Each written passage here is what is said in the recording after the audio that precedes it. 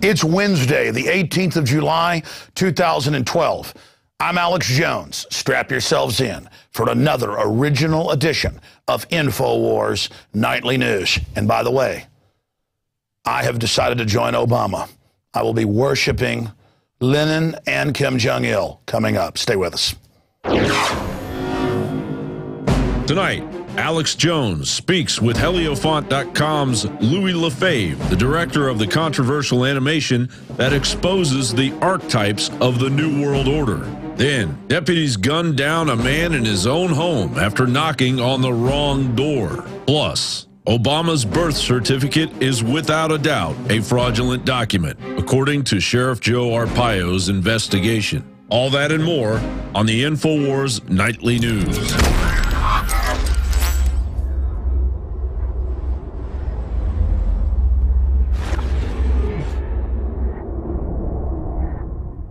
All right, ladies and gentlemen, for 17 years, I have believed in liberty and freedom and small government and rugged individualism.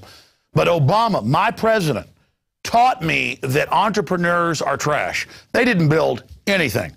You're a great artist, sports, literature, an auto mechanic, somebody that worked extra hours to be successful. You're the problem. You didn't build anything. Government did. And I realized, it just hit me. Government has done such a great job all over the world. In fact, the bigger the government, the more wonderful things are. So come total state, come. I want to be assimilated now by the corporate Borg. So we're going to take you to a clip of our dear, gracious, wondrous Father Obama, who just provides for us out of the cornucopia of his loins, I guess. And I just want to thank him and, well, go to the gracious leader explaining to us that it's not just the bitter clingers that have Bibles and guns that are the problem. It's these small businesses. So I'm now going to fully put my support behind Obama. You saw my endorsement yesterday. It's up at Infowars.com. But endorsement isn't enough. One must worship the state to truly join with it. Yes. Oh, the moment is coming. Oh, government. Oh, Lenin, Stalin, Mao, Kim Jong-il, Kim Jong-il. If you've been successful, you didn't get there on your own. I'm always struck by people who think, well, it must be because I was just so smart. There are a lot of smart people out there. It must be because I worked harder than everybody else. Let me tell you something. There are a whole bunch of hard-working people out there. If you were successful, somebody along the line gave you some help. There was a great teacher somewhere in your life. Somebody helped to create this unbelievable American system that we had that allowed you to thrive. Somebody invested in roads and bridges. If you got a business, you didn't build that. Somebody else made that happen. The internet didn't get invented on its own. Government research created the internet, so then all the companies could make money off the internet. You've just seen our dear leader, our gracious leader, His Excellency, President Barack Obama. That's how he's addressed at the UN. Say that entrepreneurs, people that start businesses, people that write novels, that paint beautiful paintings, you didn't do jack crap. The state did. The state impregnated your mother. The state hung the moon. The state is the arbiter of all that's good. And I've decided to join Team Obama and the other crony capitalists like Mitt Romney, his VP candidate in the Obama campaign. I have decided to get with the program and realize that Genghis Khan, Attila the Hun, Julius Caesar, Adolf Hitler, Mao Zedong, Lenin, Stalin, Fidel Castro, Hugo Chavez takes family businesses and gives them to party members and just takes over their property. And I started realizing that's like really good. That's wonderful. I mean, total government states, once they take over, are so incredible they can't even have factories or electricity or cars that run. I always love the cars in North Korea. Maybe we can pull some of those up behind me here. You know, they have like 57 Chevys and old Lincolns and stuff from the 60s and 70s and 50s.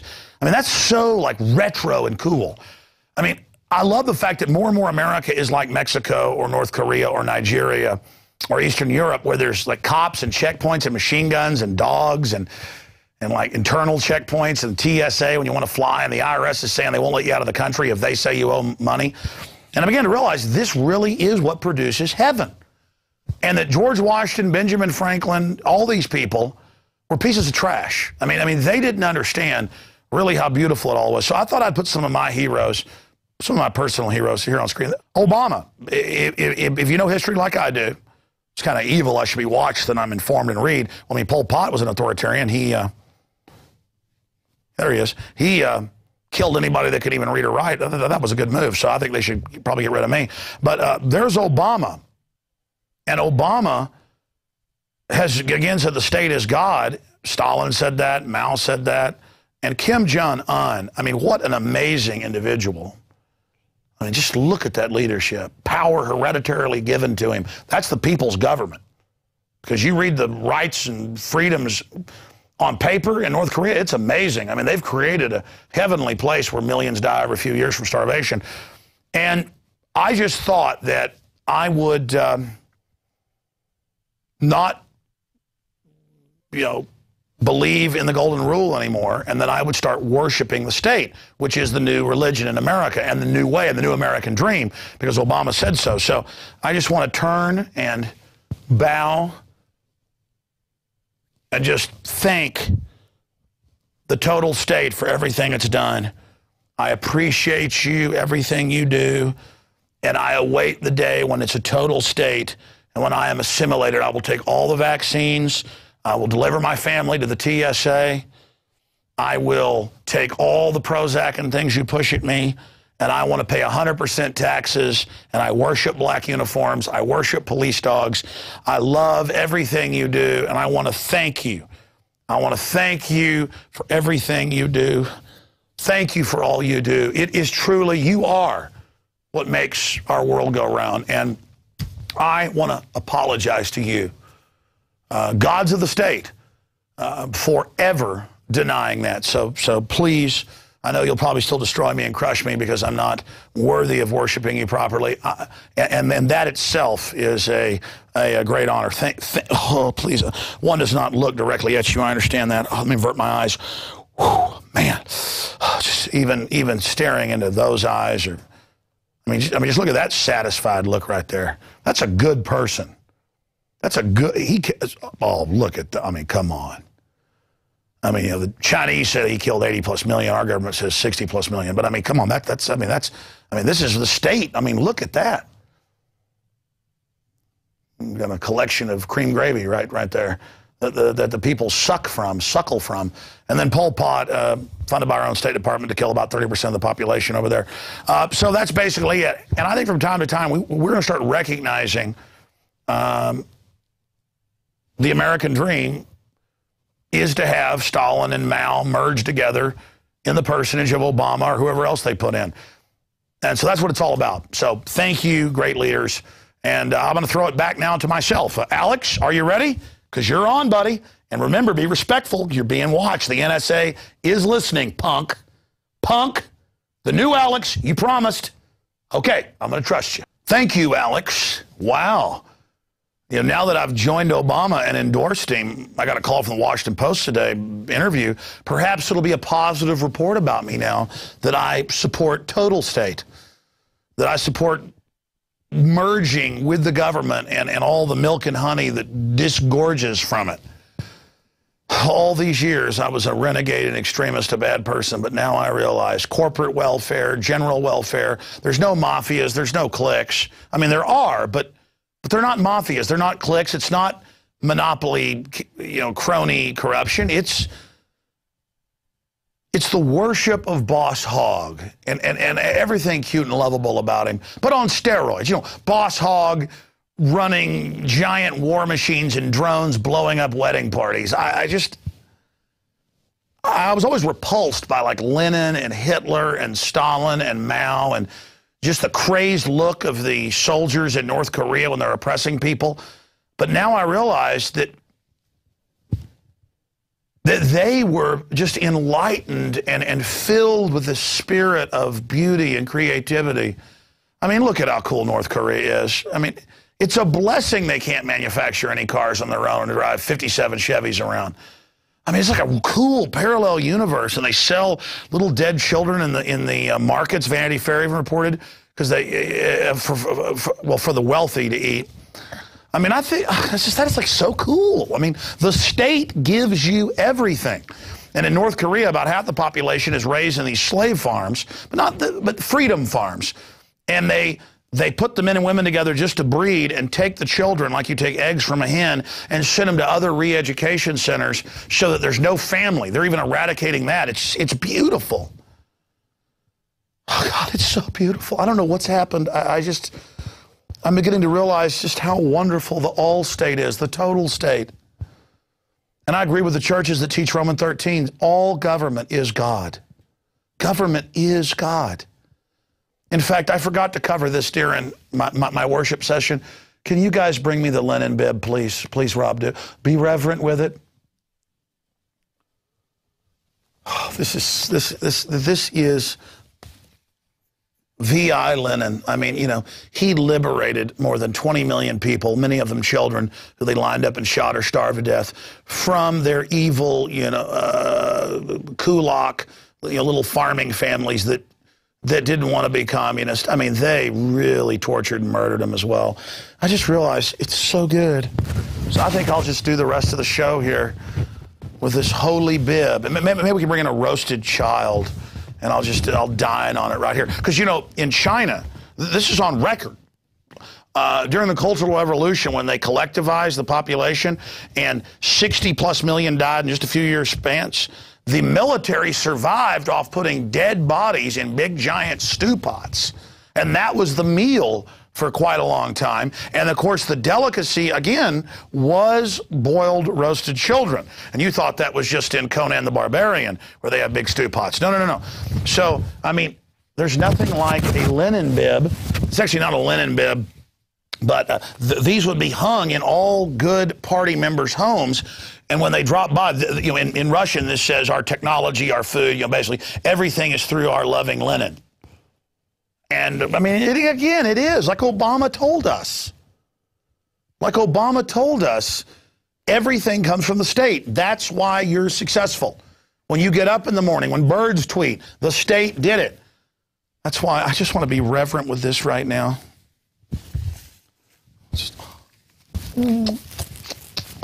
Oh.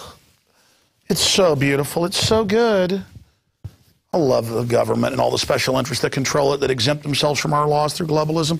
Will you please put that back in the reverent area we have hanging above the urinals? Thank you. All right. There you go, ladies and gentlemen. All right. I think maybe I should do the news tonight from the perspective of an Obama supporter. In fact, let's do that right now for the rest of the evening. First off, national security threat. Obama's birth certificate proven fraudulent. Now, back when I was a terrorist, I went and looked at it, and it said African American and stuff. That wasn't used till the mid-'80s on birth certificates. But just ignore that. It was in all these layers, and the coding was different, and they used fonts that are from popular computer fonts that mimic a typewriter. They were not individual strikes as typewriters. But that doesn't matter now, because just like Winston in 1984 realizes that there is no gravity, 2 + 2 = 20, whatever the state says, I feel like a winner because I love the all state. Again, the all state is my king. So I think Sheriff Arpaio is bad. I think he is an extremist. And I think Joseph Farah is bad to question this. I mean, sure, he now admits his name was really Barry Soetoro and his records are secret. And they'd always, in his own literature from his publicist for 16 years, he said he was born in Kenya, and his wife says it on video. But the lies, the truth was so deep, it turned out that was just a cover story for the fact that he's Frank Marshall Davis, the famous communist son. And that's covered in that evil film we sell, evil free market, and Infowarsshop.com, Dreams of My Real Father. But again, Sheriff Arpaio challenges George Lopez to meeting after Lopez tirade.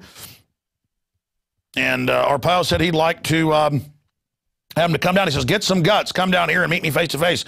Let's see how you act then, Arpaio, known as America's toughest sheriff, told ABC News affiliate. So, again, Ohio is evil. President Obama arrives in San Antonio. Oh, this was so gracious.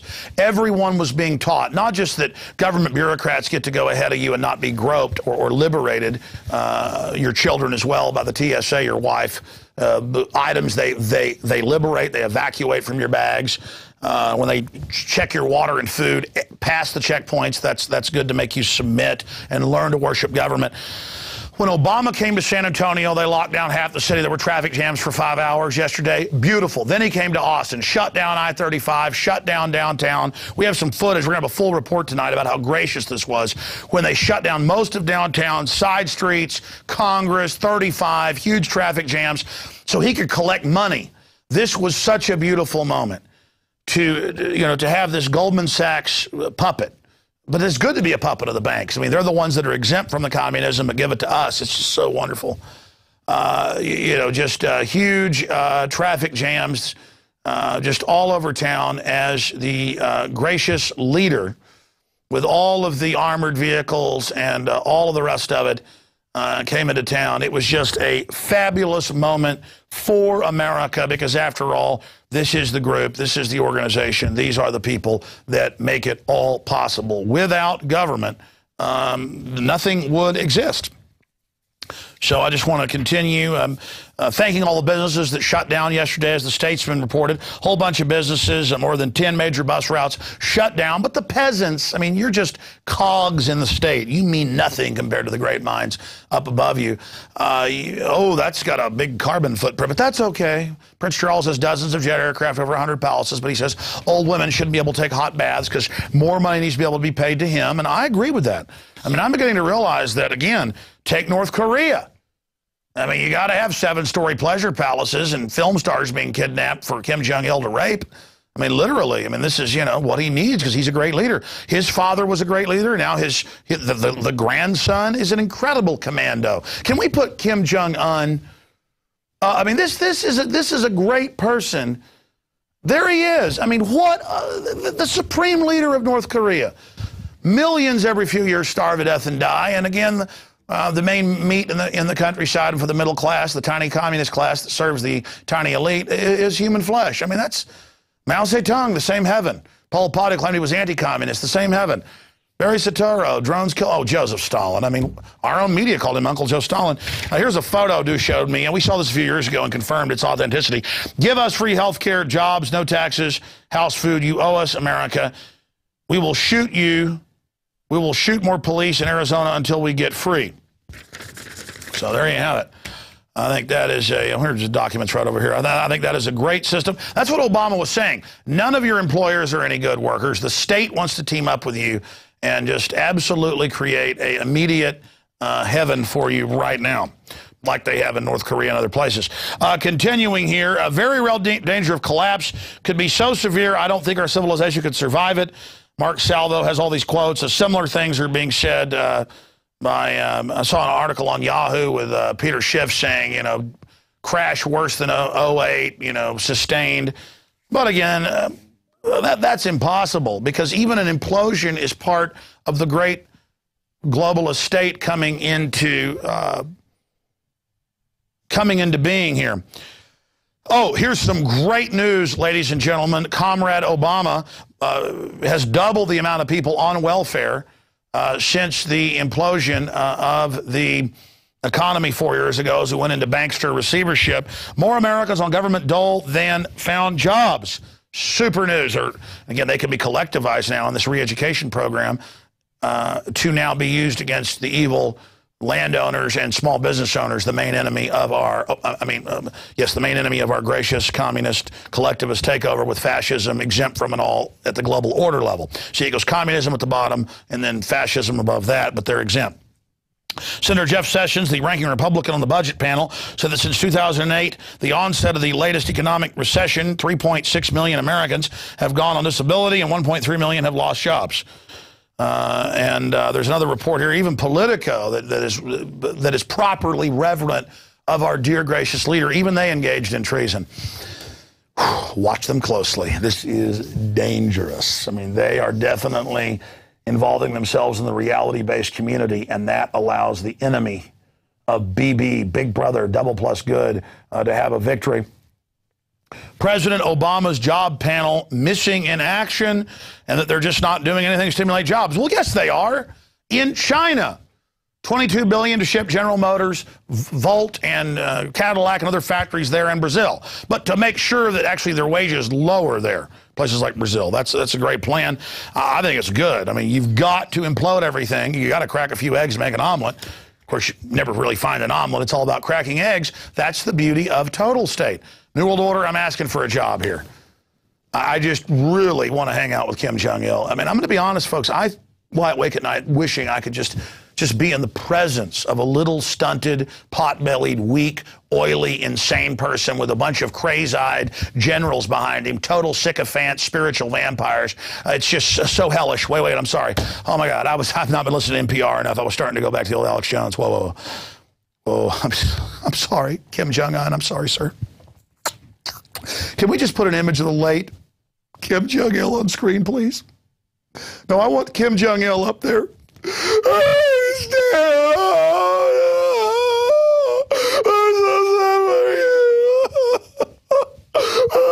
And if you didn't go out and properly cry, they were sent to forced labor camps. We'll have to run.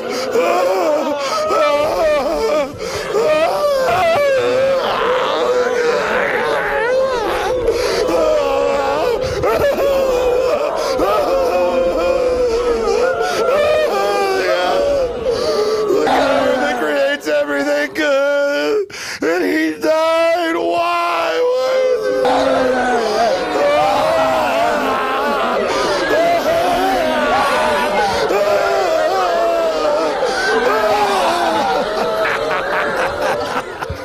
Idiots. If he would have only had more drones and Chong-on. Why isn't government takes over? They can't even make automobiles, but they can build giant death camps. All right, I'm sorry. This has been a very special day for me. I mean, I endorsed Obama yesterday, as you know, and the process is now just, I mean, I'm just, he just cares about me. Thank you, Mr. President. Thank you so much. Oh, thank you. God, it's so good. I'm no longer racist. I now love Lenin and Stalin and Obama. I'm evil because I'm white. Oh, God, it's so good to hate myself now. Oh, God, America's collapsing as well. The jobs are leaving. Oh, God, it's good. Oh, excuse me. Oh, my God. Oh, my leader. Oh, look how handsome he is. You know, citizens there, they don't have guns. Only the people, because, I mean, they could resist him if they had guns. Only the soldiers can. Now, that's a rendition of our dear leader. Can I see the real one? I mean, pull up North Korean soldiers or police. Oh, there's a good one down there. Right there, him with the military. No, over to the right there. Just look at the looks in their eyes. Oh, man. Oh, man. And I notice globalist propaganda posters that we see in TV ads for the military and stuff. It's just like North Korea. Look at it, blow it up. Show people a close-up of that. I want them to see the look. I mean, the pleasure of all those guys just worshiping that they get to be near the power. And, of course, only one can be trusted to have a gun near him. I was wondering how Saddam could go out and speak to 10,000 people with no bodyguards, everybody firing machine guns. But here, you know, they disarm the military when the Secretary of Defense goes to speak to him. Oh, how beautiful. Oh, and the NSA spying on us in real time. It's now admitted. Oh, totally illegal. Oh, well, so what? Government's God. Just look at that God right there. I mean, just look at how he just stands there, just slathering the power. Oh, my God, he is so handsome and stylish and cool. And America's getting more and more like that every day. He'll tell you over there, the state's what makes it happen. They sing songs there about, the state made the birds sing. I saw an angel. It was Kim Jong-il. I'm not joking. And it's like, ha, ha, ha, ha. And everyone has to dance for hours. I love you. I love you. I love you. You love me. Kim Jong and I are happy family. And I'm just engaging in extremism, not liking big government. I apologize. Oh, that Thomas Jefferson. Who would want to hang out with him? Who said that when the government fears the people, there's liberty. When the people fear the government, there's tyranny. Imagine that trash taking on the greatest empire ever, outnumbered at least 10-1, and defeating them after a 7-year war. Imagine being able to speak 6 languages in Latin and inventing things like Benjamin Franklin. No, I mean inventing machines and discovering electricity and hundreds of patents and writing dozens of books and wanting human liberty and believing power came from the individual. I mean that's God right there. Obama said it. And any of you that don't worship Obama are traitors, and you will go to the re-education camps that the Army admits they built. Thank God they've got them there. I'm thinking about immigrating right now to North Korea. Right now to North Korea, where there's rainbows and Lucky Charms elves everywhere. And he lays golden eggs. I'm telling you, man. You just go to, sir, can I have a golden egg? And he just lays it. I mean, I just cannot believe that America has gotten just these bitter clingers that want to have their Bibles and their guns and their private property. Listen, your kids are going to take our vaccines and succumb to the superstate. It's ours. We could suspend reality, suspend the laws of physics. There is no gravity, if Obama says. That's what Karl Rove said. He said, we'll say whatever you want, you'll buy it. And you know what? I've learned it's true. In fact, I'm floating right now, like Karl Rove said. There's no gravity. Oh, oh, Kim Jong-il, it's so cool. Ba-da-da-da-da. Oh, sir, oh, look at you, look at you. You've gone up to heaven to be the leader. Oh, your father was God in heaven, but you flapped up there like a little Pegasus, little Icarus. No, but your wings didn't melt. You just soared up into the sky, soared up. Oh, look at all your soldiers. Look at how pleased they are. They'll be getting food tonight. Even the upper middle class, which is less than 2%, gets only 1 or 2 meals a day. It's so, I'm sorry, folks, just to be in his presence. I mean, you don't understand it. Just pull up a picture of Kim Jong-il and just contemplate.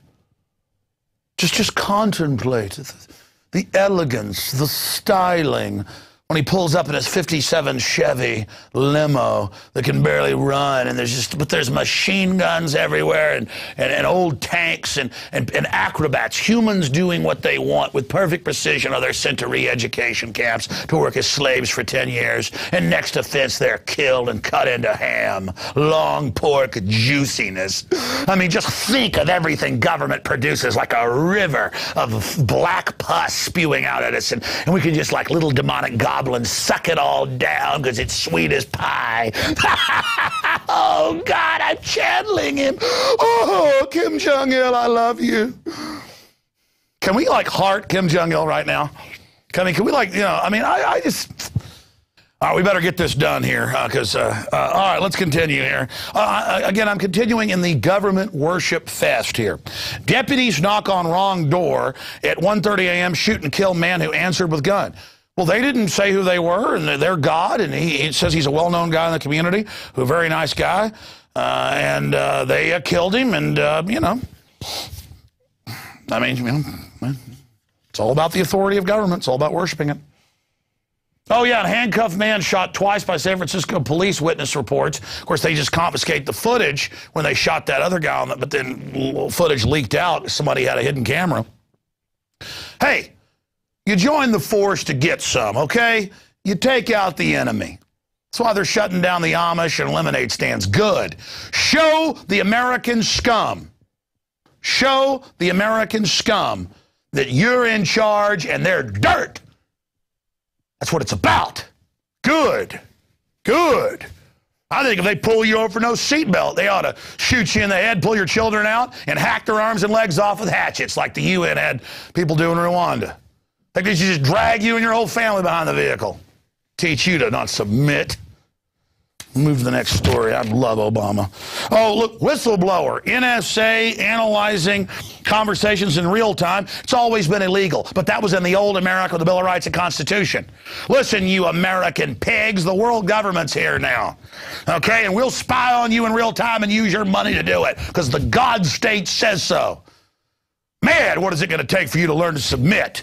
And here's the court case, a declaration of Willie E. Binney in support of plaintiff's motion for parallel summary judgment, rejecting the government's detainee state secret defense. And all of this goes into the NSA in-court spying and everything in real time, totally. But they said they weren't. Well, the state's got to lie to its enemy, the evil American. I mean, it's got to be done, and it's got to be done right now. India seeks action over UAE boat shooting. Hey, you know what? Let's just say they're Arab, too, and nuke that entire country. I mean, you're always hearing glass parking lot, the entire place. I say nuke the entire earth because Al-Qaeda's on it, except for the Al-Qaeda that our gracious leaders run in Syria and Libya. They're good Al-Qaeda. Okay? So India seeks action over UAE boat shoot. Hey, you know what? They deserved it. Okay? I mean, okay. I mean, Al-Qaeda, you know, it's just everywhere. Whatever, they're Hindu or whatever. It's probably Al-Qaeda, too. Hirsch, though, said, a traitor, Pulitzer Prize-winning traitor, said Cheney's office considered disguising Navy SEALs as Iranians to provoke war and attacking our own ships. That's how Kim Jong-il would get it done. I mean, we're the good guys. I mean, come on, he's such a great leader, too. You know, for a year and a half, he had a bionic heart that didn't have a pulse. He had no pulse. Man, that technology should have been available to Kim Jong-il. All right, let's get to this quote here. Out of these troubled times, our objective, a new world order, can emerge. Today, that new world is struggling to be born.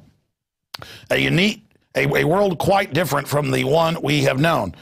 George Herbert Walker Bush, September 11th, 1990. And finally, I have one other article. Geoengineering projects around the world. We covered this some last night, but Bill Gates is announcing that they are going to be dumping tons of toxic chemicals, including sulfur dioxide, on you and your family. But hey, now the Air Force and Army fly by on C-130s and spray bug poison around on you. I mean, again, if government did it, they don't just make the sunshine. They make the bug poison and barium salts, aluminum dioxide, and sulfur dioxide fall out of the sky. And it's such a genius plan of our leaders to have the big seed companies coming out with GMO that can grow in aluminum and stuff as the other plants die from the aluminum. Now, how smart of that is they kill everything and then we've got to buy it from them. Oh, that's why they're in charge. I mean, they're the ones that come up with stuff like this. I mean, I think it's wonderful. I'll say one thing. Our gracious leaders may be even better than Kim Jong-il. Because, you know, they can't even get cars manufactured over there. Our elites can take our money and ingenuity from freedom and spray bug poison on us and geoengineer and cause acid rain. I just think it's beautiful. All right, we're going to go to break and come back and talk to a horrible entrepreneur who has spent 4 years of their own life building some of the most amazing animations ever. It should worship government. Kim Jong-il, Stalin, Mao, Hitler, Pol Pot, Julius Caesar, Genghis Khan, Attila the Hun, V.I. Lenin, Joseph Goebbels. Who else did I not mention here? There's been a lot of great... Vlad the Impaler. It doesn't. Oh, God. Absolutely. We're going to go ahead and go to this piece right now, ladies and gentlemen. So we're going to come back from break here. Whatever you do, government needs to take your money and give it to special interest. That's the monopoly way. Do not get a 15-day free trial at prisonplanet.tv. Do not exercise your free will and support us financially. Do not spread the word about this show. Do not pass this video on.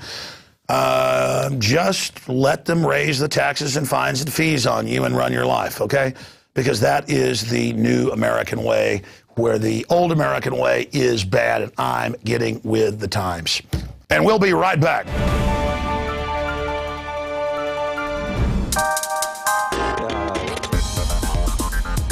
Christy Hightower here for PlanetInfowars.com, bringing you your weekly Patriots Are Talking update.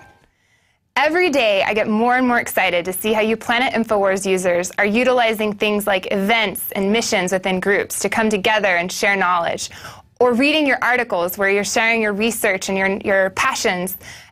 For example, user Paul wrote an article this past week called Grassroots Activism, and he provides a short explanation for why and how you can exercise your civil rights. Or even on a different subject matter, if you're looking for how plants can heal you and help your health, you should check out Galen's article detailing 5 great herbs for your skin. Lavender, I think, is among them. And also, lastly, a reminder that we are paying attention to your well-written, well-cited articles. Melissa Melton actually has an article from Planet Infowars titled CDC Pushes Measles Vaccine. And we've now featured it on the front page of Infowars.com.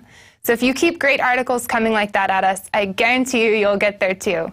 So thanks again for all of your hard work, and keep the knowledge flowing. Till next time, Patriots.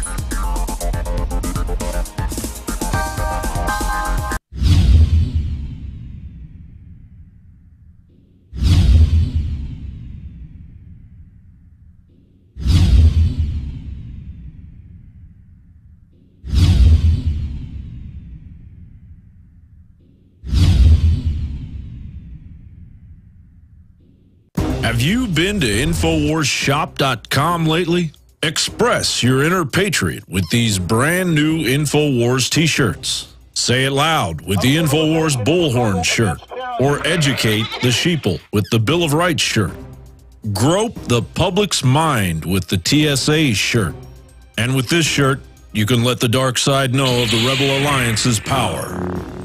All available at InfowarsShop.com. Sick of the globalist eugenicist control freaks adding poison to your water and laughing as you get sick and die? Start purifying your water with ProPure. My friends, I've done a lot of research, and the best gravity filter out there, bar none, is ProPure. And it's available discounted at Infowars.com. Its filters are silver impregnated to prevent bacterial growth. There's no priming required. It's NSF 42 certified. Optional fluoride filters can reduce fluoride up to 95%. Easy to set up and use. Doesn't require electricity. Purify water from lakes, streams, ponds, and wells. This filter system leaves in beneficial minerals, which is key. Save money by not buying bottled water and avoid BPA that leaches from the plastic. ProPure is the best gravity-fed filter out there. It's what my family uses. Infowars.com already has the lowest price on ProPure. But if you add the promo code WATER at checkout, you get an additional 10% off at Infowars.com. You can also call to order 888-253-3139. Here it is from Heliofont, I Pet Goat 2, and then we'll be back with the maker to decode its secrets.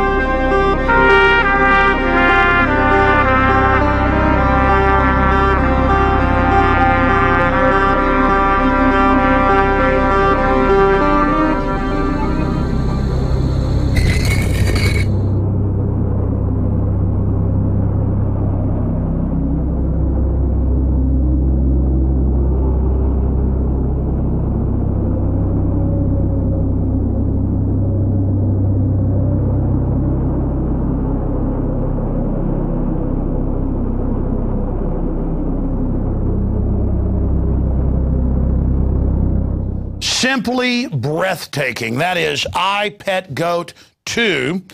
And the gentleman that made it is going to be joining us here via video Skype in just a moment. His production house is Heliofont, and you can go to heliofont.com. He's worked on many movies like The Spirits Within, Final Fantasy. He worked on The Doctor, that I think was the best animated in there. In fact, Rob Dew was pointing that out before we went on air here. And he is also someone who worked on Gollum for the Lord of the Rings film. Just an amazing artist, and spent years putting together what you just saw. I mean, the archetypal images in it, a lot of people have projected onto it their own thoughts, their own ideas, and they say the most powerful art out there is basically designed to do that. Some people have said it's satanic and it's programming us. That reminded me of when I consulted on A Scanner Darkly for Richard Linklater, and Winona Ryder, Keanu Reeves, Woody Harrelson, a bunch of others are in it. I'm also in the film. And it's got Illuminati imagery all over it. But it was there to expose the Illuminati. I mean, it's hidden in plain view that, hey, the bad guys are the Illuminati or whatever. And people are saying, oh, my gosh, it's subliminal Illuminati. No, subliminal means it's too quick for the conscious mind to see it. Now, Louis Lefebvre is joining us now from a city north of Montreal. He's a 3D animator, director, and entrepreneur, and he joins us. Very excited to have him on. Again, you just saw the piece. We're going to analyze it here. Well, Louis, do you need to be burned at the stake? Is this actually satanic programming? No, I mean, why did you produce this? What is the message that you see in it? Well, first, thank you for having me, Alex. Thank you. I think all symbolism can be invested with whatever meaning you want to project on them. Symbolism is a language. So the elite obviously use it in a kind of degrading way to degrade the human spirit. And they've kind of co-opted all symbolism. It's like, regular humans don't have much knowledge of symbolism, and so they don't understand it. They can't really decipher it. And we've been led to believe that all symbolism is just negative and evil, but it's not. It's just whatever we want to put into it, whatever meaning we want to put into it. And in my film, the thing that people get stuck on the most, I've noticed, is the triangle on the Christ figure, and also the eye on the Christ figure on his forehead. And for me, the eye placed on the forehead represents inner vision. So it's clear spiritual insight. For the Illuminati, or the elite, when it's used, for example, on the dollar bill, it represents a total control freak surveillance society. And it's the same thing. That's what the pyramid means. It's every layer manipulating the layer below it, and giving the people at the apex incredible control. And the eye is about being everywhere and just seeing everything. So it's about total surveillance. Whereas what I tried to redress those symbols. And so I have it on the Christ figure. The triangle means God, it means the Trinity. And the eye means spiritual insight. And then you have the crown of thorns. To me, what that represents, the crown of barbed wires, is the way we are manipulated, and it's kind of like a war on consciousness. So you'll notice that the crown is between the triangle and the eye. So it's kind of like a barrier between my spiritual insight and the divine. And at the end, that crown disappears. So it's like, oh, finally, I have clear spiritual insight. I can see my Creator. Well, that's what I got, and I've never talked to you until now. We set you up for the show, and we talked a few minutes before we went live here, but I've never talked to you about what your incredible piece of art means. I mean, it's right up there with Fantasia, the original. But looking at it, I see it as a person's journey with Christ through life, seeing all the different evil, seeing the different, the sex trade, the torture, the war machines, the devil snake system that looks out of the television, preying on people, programming them, and then the individual who's traveling, basically with Christ, symbolizing that flame that you've got the Holy Spirit. That's not really Jesus. That's the individual, with the spiritual connection to Christ, comes out into a wider universe, and all of that was just Plato's cave behind him. And of course, there's much deeper symbolism than that. But is that a accurate representation? Absolutely. Absolutely. He represents a flame, and so it's a fire. And I don't know if you recall that, John the Baptist had baptized in water, and he said of Jesus that Jesus would baptize in fire. So I don't see that it's inappropriate. It doesn't matter. Anything powerful is going to freak people out that go to these globalist program churches who are taught to love world government, and they worship 6-foot icicle preachers. So, of course, they're upset by it because it's moving, it's powerful. What gave you the idea? Because I've never talked to you before, but I feel like I know you just watching this. I mean, you've got Bush in there, animated. You even captured kind of his demonic spirit, with the kids acting like he doesn't know what's coming. It cuts to Obama, and then he suddenly looks into the universe, symbolized by, creation with the flower. Am I right there? Tell us about yourself. Tell us about your view, your awakening. Wow, that's a lot of stuff. But basically, the film came to me in a place of suffering. So it was all the things that I had lived personally, and, the materialism that I had experienced in different realms in my life that I had also contributed to. So not just put on me, but also, I had gotten involved in it as well. So it was about that place of suffering. And it just felt like this film for me was a sort of lifeline, a way for me to go into my own fears.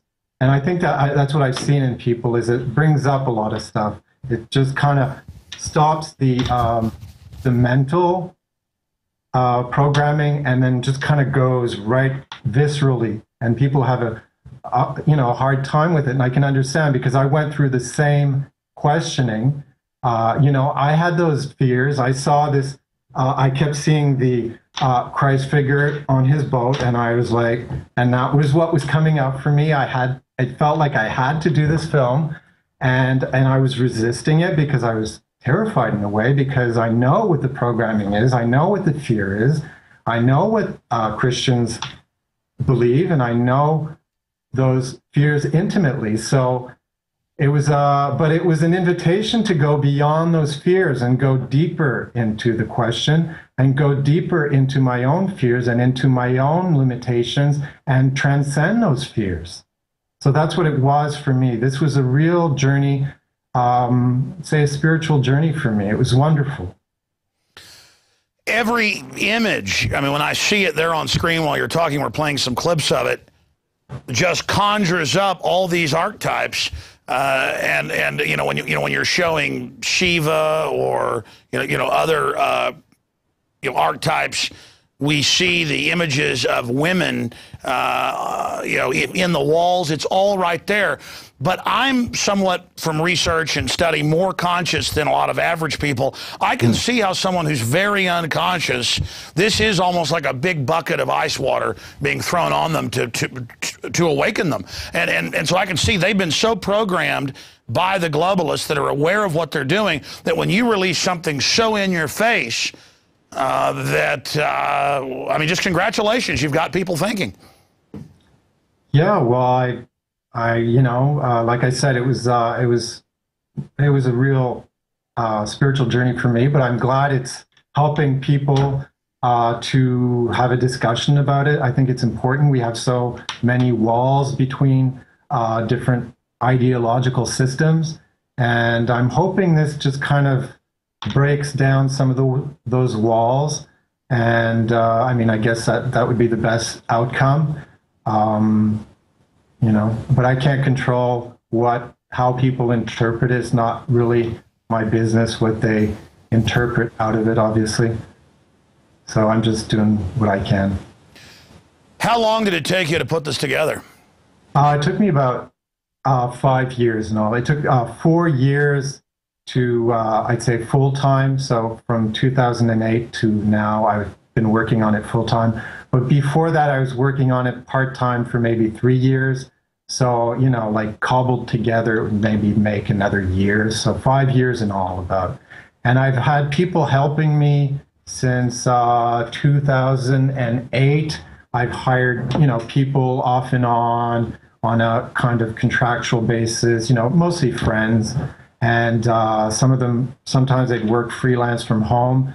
Sometimes they'd actually, the last year I've had a guy coming in, a good friend of mine coming in 3 days a week, helping me out with the special effects, the snow, the, you know, the smoke, the water, all these things. But I did most of the animation, actually did all the animation of the characters and did all the modeling as well, and the rigging and the lighting. But all the special effects were done by, well, not all, but most of the special effects were done, which is, you know, for people who don't know what that means exactly, it's like I said, it's the snow, it's the water, the fire, the smoke.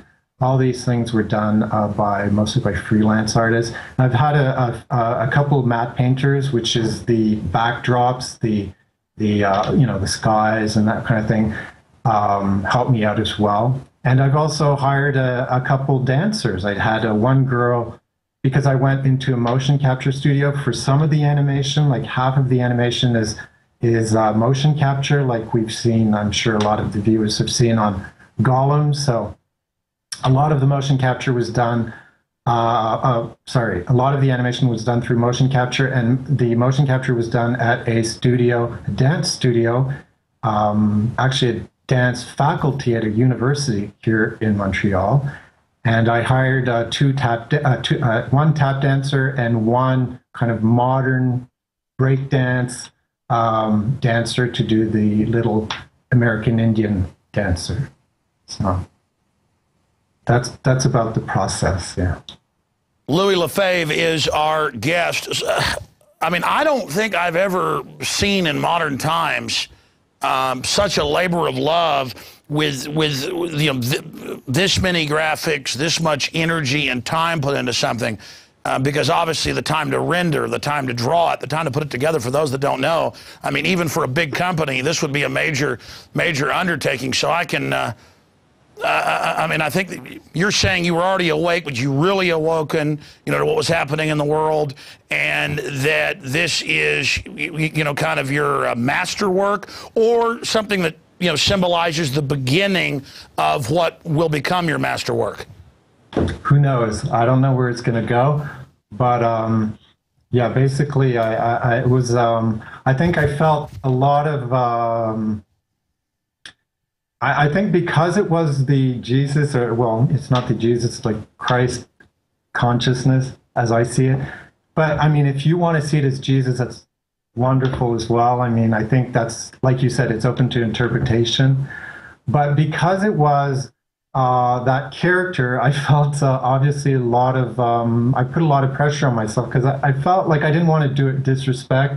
I have a tremendous amount of respect for the teaching of Jesus Christ. So I felt I just have to do it, you know, some justice. I can't just be disrespectful with it. But, you know, unfortunately for some people, it still has failed, and it's... I wouldn't let that distract you. I mean, you're exposing evil here. You're getting people to think, waking them up out of their trance. I love how you have Osama bin Laden in the CIA a commando outfit. I mean, obviously, from what I've gotten from these views, you're obviously questioning the official narrative of 9/11. Oh, yeah. Yeah. I mean, when I started this piece, it wasn't really, I didn't know much about that. Like I said, it started about 2005. It was starting to come together in my head. And at that time, I didn't know anything about 9/11, like as far as a conspiracy. I just knew it as a time of sadness, obviously, and a marking point in our timeline. Obviously, what I see it as now, it's obvious to me now, just looking at it, like the way it falls. Plus, I have an engineering background. I studied in engineering, but it doesn't make me an expert. But still, when I look at those two buildings falling today, it's just like, oh my God, how did I ever think it was not a controlled demolition? And but what I see it now as, with my research in symbolism, which I didn't know much about when I started the film, I can now see that it's a ritual, as it's a ritual about, it's kind of a way to say, look, this is what's going to happen to your economy, because those two towers are a symbol of the economy. And when they crumbled, it was like, we will implode your economy. And you watch as you watch your economy crumble. So that's what it means. Exactly. As I've studied the Illuminati, who really are the opposite of what they say, they seek to create darkness, but then call themselves illuminated, because they're going to be illuminated, but you're going to be in darkness. That right. well, it's basic magic. They have to engage in the lesser magic of telling you what they're going to do up front. And so the mojo is a trillion times more powerful when they actually do it. So they have to almost count coup before they do it. That's why on Fox TV, they had the government hijack a jet by remote control to fly in the World Trade Center. They make NORAD stand down because of a drill. They say hijackers are on board, but it's really remote control because they want to attack Afghanistan and take American liberties. That aired 6 months before. And then it turned out hundreds of publications and outfits did the same thing, and they were all literally beating the drum, getting everyone ready to then do this. And then Warren Buffett had over 100 top CEOs flown that morning to already meet with him in a hangar at Moffett or Offutt Air Force Base. I mean, all of this, and then the CIA drills, and then the heads of Al-Qaeda meeting at the Pentagon secretly, and the bin Ladens being flown out. It's important to them at multi-layers to let those of us that are conscious and awake but not serving them, because there's people that are conscious but they serve the dark side. They're only partially conscious, or they know what a fool's errand that is, because they love death and destruction. But they need to reveal it before they do it. And again, even if you don't believe in that stuff, viewers, this is what they believe. Comments on that. Again, we're talking to the creator of I Pet Goat 2. You can watch it at heliofant.com, HELIOFANT.com. Just amazing. Go there and certainly support the work he's doing, support independent media and research and things like this, because this is a major studio undertaking. You've done it with just yourself and a handful of others. But anyways, I'm ranting. What do you make of what I just said about this revelation of the method? Yeah. I don't know about that. Like, I'm learning this as I go along. I don't know what their intention is, but it's gotten pretty blatant. And so I think this film is about taking that symbolism that they have and throwing it back in their face. Like, I mean, this is just getting ridiculous. And like I said, I started the process where I didn't know much about it, and I'm learning as I go along. What's wonderful is I've read so many articles and stuff on, conspiracy websites and other websites, and people that know symbolism, people that know a lot more symbolism than I do, and telling me about symbolism that I didn't even know about in my film, which is kind of, interesting. And so I just, I'm learning as I go along. But certainly, I think you know more about a lot of it than I do. I mean, I learned what I learned about conspiracy, actually. A lot of it I learned through the web, through people like you. At one point during when I had started making the film, I think I told one of your crew members, sometimes I actually tune in just to I'd get kind of down sometimes because I was all alone in my corner, and I felt like, oh my God, what am I doing? This is crazy. I'm crazy. What is this? And I just kind of tune in and just have it just kind of boost me up to like, okay, yeah, this is important. Sure, because the system's all about isolating us, like that scene with the character who's laying there and doesn't even have their own mind and is almost in a waking dream or hallucinating, and then there's the snake plugged into their brain, almost sucking their brain or feeding off the fact that they're unconscious, and then being able to tune in and hear all the other callers and guests lets you know that there's a giant growing community of people who are discovering deeper layers of reality. Yeah. Yeah, absolutely. It's like it's an organic process, and it's wonderful just to just kind of go online and read all these comments and see how it has stimulated debate. You know, a lot of people have gotten the meaning of what I was trying to say, and that's been very encouraging. And I think when did you release this? Oh, it was like the 23rd. I mean, June, the end of June, 23rd or 24th. I think we finished, and we had a kind of a little rap party with friends and stuff like that. So yeah. Okay, well, that shows how things grow organically, sometimes fast, sometimes slow, sometimes in between. I didn't hear about this for a couple weeks after that until last week. And then since then, I'm just looking around doing research separately and seeing it pop up everywhere, positive, negative, everything in between, causing debate. And so it seems to just be really picking up steam. That's got to be a satisfying, very, very satisfying feeling. Have you had any, quote, mainstream or dinosaur media contact you about it yet? Well, I've had, you know, like mostly it's been 3D magazines and 3D sites that have wanted interviews. And I've just submitted an article to a place in Colombia, of all places, for a journal that's actually given freely in the metro stations. So it's the same company actually that we have in Montreal that distributes these free, you know, magazines with news and stuff like that. And so I submitted an article to them, and I need to do one also for a guy in Britain that does a lot of more mainstream journalism.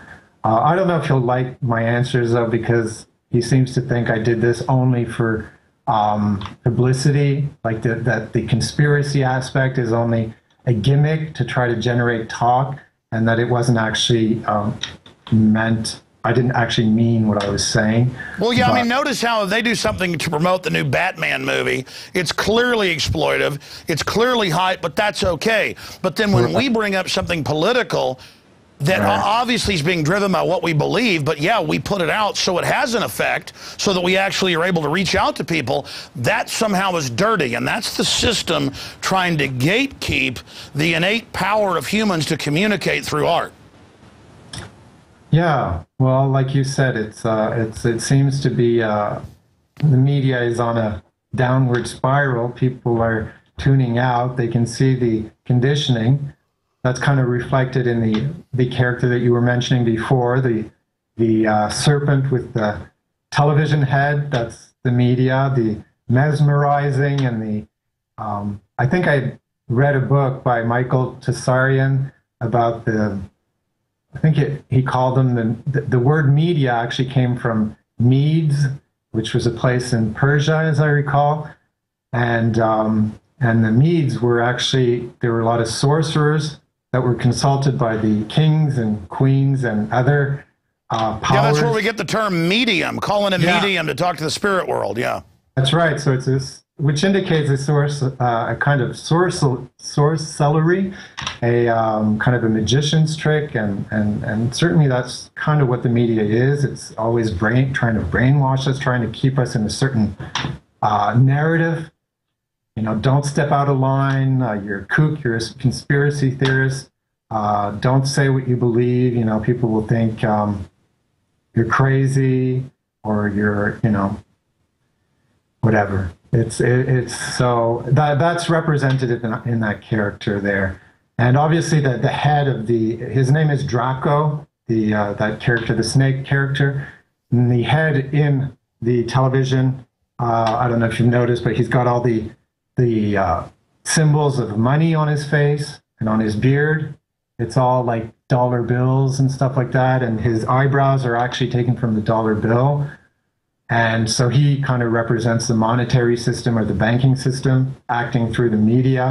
And the snake part of him is actually can mean many things. I've read that the snake can represent technology, can represent obviously medicine. And so he's acting through all these things to keep the little Ludovic character that I called him Ludovic. And so he's acting through all these things to keep this little character in a sedated state. Going back to the Christ figure, I mean, it's almost like coming out of the womb, or a rebirth, or a death and a rebirth, coming out of that darkness. And it's on the boatman, I guess Choron, or not even Greek, going back to the Egyptian. But there is no boatman. It's just the boat itself is taking him across the river. But instead of death, it's rebirth. Right. It's a form of resurrection. Right. The motif of resurrection was really important in Greek mythology. Wasn't Christ in the Bible sent to hell to get the keys to death and slavery? It's almost like Christ is going through. That's right. So I mean, yeah, and in Egyptian symbology, we have the sun god Ra in his boat, Anipa, and he travels the sky in his celestial boat, and he illuminates the sky. And in the evening, he goes into the underworld, and he's there during the night. And in the morning, he rises again, and so it's a form of resurrection. And the Anubis boat, which is actually Anubis is a Greek god, but based off of an earlier Egyptian god called Anipa. And this is a deity that is guarding the gates of the underworld, and he weighs the souls of men and their hearts to and protects the souls of men as they travel through the underworld. And so I think it's a fitting image. But as I told you, I put the Christ figure in the center of the narrative, I think, to redress some of those. Sure. And expanding on that, I mean, the point is it just gets people thinking, because this, gets off into the wider world and all these archetypes. But I noticed that when the Christ figure comes out too, we see a big pyramid in the distance collapse. Right. Well, that's the main theme of the movie is basically the crumbling of the hierarchical world and the awakening of the hearts of men, standing alone in their relationship to God without having any sort of intermediaries. And so the hearts of men awaken, and the world serving those hearts instead of trying to dominate them, instead of trying to control and oppress. And so the crumbling pyramid at the end is just the crumbling of the hierarchical structure and this oppressive type of hierarchical structure. Obviously, there's always going to be some sort of hierarchy in organizations, but it won't be this manipulation, domination type of hierarchy. And you'll notice that the character is in a boat, the Christ character, and he just kind of sails through the scene, and he's witnessing, and he's actually not creating this. He's not destroying the pyramids. It's the sun that destroys the pyramids. The sun in the movie is representative of the divine, the source, the God, it doesn't mean I'm a sun worshiper. I'm not trying to promote sun worshiping. I've never thought of, No, I understand. It's all archetypal. But I mean, I think the most powerful imagery is the CIA dealing drugs, the big black army tanks, the drones, the programming, Bush dancing around. What did you mean by, I guessed at it, but what is Obama doing in the scene when he looks at the flower? I think it embodies a lot of things, but to me, it's like the little girl is holding this apple, and it represents all these kind of inward divisions that are cultivated in us to always to keep us in our place, so that we are always feeling shame or inadequacies or guilt. And it's a symbol of sin, obviously. So we're always feeling this guilt, and so we're stuck. And we're stuck in like the little children behind her, we're held down by barbed wire, and they're apathetic. So it's That's what the apple represents to me. And then she just kind of drops it because she realizes, I'm sick of this. And she's watching the spectacle in front of her, so she's just tired. She just drops the apple, and it just kind of rolls down, at the feet of whence it came, and it just kind of splits open. And to me, that's a symbol of kind of duality, of being caught up in the left-right, in the, Christian, Muslim, male, female, always fighting, always... Clash of civilizations, controlled right. Clash, chaos. And spinning in our minds, in our minds, that's the duality. And then, the checkerboard is also representing duality, the black and white. And then there's also a symbol of a 0 and a 1. And that's, that's the binary system, so duality. And then the flower comes out, and the flower joins the two halves, and it comes out. And that's a symbol to me of unifying those two polar opposites and seeing it from another perspective, from above. So it's kind of like an awakening to that split mind. Sure, well, men and women aren't, individually the species. It is the two together. And then that's what creation comes out of. I mean, that's all just, again, yeah. The harmony of, everyone seeing themselves in the other and finding that common space from that, and not being stuck in the divide so much. And that's kind of the awakening of people realizing they have common interests, and the character of Obama is just struck with fear at that point, You're right, because the people are coming together and waking up, and the way you caught Bush's mannerisms and the way you got Obama's fake, friendly mannerisms, you really have done an incredible job. I want to thank you for the work you've done, in trying to wake people up to 9/11 being an inside job. I mean, right there is important. Tell us about where Heliofont goes from here, heliofont.com, and any other points you'd like to make here, Louis. Well, I don't know where the journey is going to take me. Obviously, it was a lot of time. And very draining, very, financially and physically, but very happy with the result, very happy I've done it. So I don't know where it's going to go from here. It's not an incredible revenue generating model, to be honest, but we'll see where we go from here. I'm getting a lot of feedback, a lot of opportunities to maybe work on more commercial stuff. I don't know if I'll do that, or if I'll, just... But like you said, you'd already done that in some of the biggest movies out there. This was a long labor of love. I mean, I guess almost in a pious way or a cogitative way, you committed for 4 years to this, put everything you had into it. Is almost a rebellion against commercialism and materialism? I mean, because that's what you were kind of alluding to earlier. Yeah. Well, it was a bit of a, I wouldn't say pious, but it was a monastic. That's what I should say. I mean, that was the word I was actually looking for. It's funny you'd say that, almost like priestly, yeah, off in the... Yeah, definitely. Well, I think that's the word cogitive, like a cogiter up in a, yeah. Right, but I think a lot of people that work in 3D have that temperament. They're always at the computer and all that. So, but so yeah, I'm not sure where it will go from here. I can't remember the last part of your question. Well, that's because I always have these long-winded ones. No, just like any other points you'd like to make. I mean, after we're done doing this interview, right. I mean, if you think, oh, I wish I would have said this, or... Not really, no. I've really enjoyed the interview, and I'm happy to just get my point out as well, which is, the first time where I've explained some of the symbolism.